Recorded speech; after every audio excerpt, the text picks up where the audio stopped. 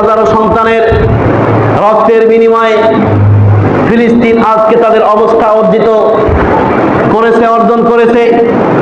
তাই সরাসরি সোজাভাবে ফিলিস্তিনকে সাহায্য করতে গিয়ে যেহেতু ইরানের আজকের এই অবস্থা হয়েছিল, ঠিক কিনা? তাই সোজাভাবে আঁকা বাঁকা ঘোর প্যাচ না করে বললেন, ইন্না ফাতাহনা লাকা ফাতহাম মুবিনা লিয়াগফিরা লাকাল্লাহু মা তাকদ্দামা মিন যামবিক ওয়া মা তাআখখারা ওয়া ইউতিম্মা নি'মাতাহু আলাইকা ওয়া ইয়াহদিয়াকা সিরাতাম মুস্তাকিমা। নিশ্চয়ই আল্লাহ রাব্বুল আলামিন তোমাদের জন্য স্পষ্ট বিজয় দান করেছেন। সুবহানাল্লাহ। লিয়াগফিরা লাকাল্লাহু মা তাকদ্দামা মিন যামবিক, তোমাদের পূর্বের গুনাহগুলোকে আল্লাহ রাব্বুল আলামিন maaf করে দিন। ওয়া মা তাআখার, এবং অতীতের গুনাহগুলোকে আল্লাহ maaf করে দিন। ওয়া ইউতিম্মা নি'মাতাহু আলাইকা, তোমাদের দ্বারা আল্লাহর নিয়ামতকে আল্লাহ পরিপূর্ণ করে দিন। ওয়া ইয়াহদিয়াকা সিরাতাম মুস্তাকিমা, এবং আল্লাহ রাব্বুল আলামিন তোমাদের সরল সঠিক পথের হেদায়েত দান করুন। বলেন সুবহানাল্লাহ। ওয়া ইয়ানসুরাকাল্লাহু নাসরান আজিজা, এবং আল্লাহ রাব্বুল আলামিন তোমাদের জন্য বড় ধরনের একটা সাহায্য করেন।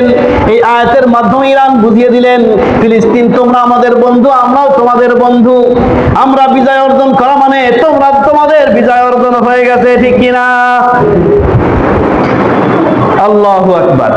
যখন মুসলমান নির্যাতনে নিপীড়নের স্টিম রুলার তাদের উপর চলে, রাসূল সাল্লাল্লাহু আলাইহি ওয়াসাল্লামের জীবদ্দশায় সাহাবায়ে কিরাম রিদওয়ানুল্লাহি তাআলা আলাইহিম আজমাইন এক পর্যায়ে বরদাস্ত করতে না পেরে রাসূল সাল্লাল্লাহু আলাইহি ওয়াসাল্লামকে ডাক দিয়ে বললেন, মাতা নাসরুল্লাহ, মাতা নাসরুল্লাহ, ইয়া রাসূলুল্লাহ, ইয়া হাবিবাল্লাহ, আমরা তো দুর্বল ইমানের অধিকারী, কমজোর ইমানের অধিকারী, আমরা তো কষ্টে ব্যথায় নিষ্পেষিত হয়ে যাচ্ছি, নিঃশেষ হয়ে যাচ্ছি।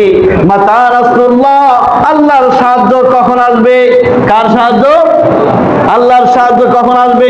আল্লাহ রাব্বুল আলামিনের হাবিব আল্লাহর কালামের মাধ্যমে বলে দিলেন, আলা শুনে রাখো, আলা জেনে রাখো, মনে রেখো, ইন্না নাসরাল্লাহি করিব, ইন্না নাসরাল্লাহি করিব, নিশ্চয়ই আল্লাহর সাহায্য খুবই কাছে।